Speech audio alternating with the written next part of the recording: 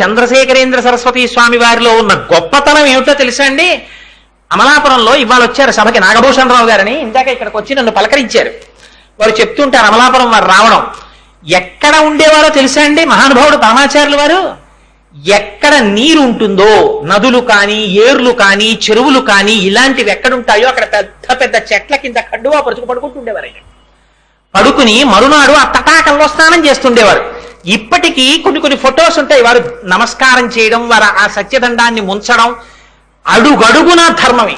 ఎలా నియమం పాటించాలో అలా పాటించేవారు. పరివారం నిద్రపోతుంటే 3 గంటలకి లేచి ముఖ ప్రక్షాళనం అయిపోయి అనుష్ఠానం చేసేసుకుని కమండలంలో నీళ్లు పట్టుకుని ఎవరో ఒక్కరిని ఒక చలుపు తెరిచేవారు. ఏ గుడ్డ పెట్టావు ఇలా అనేవారు.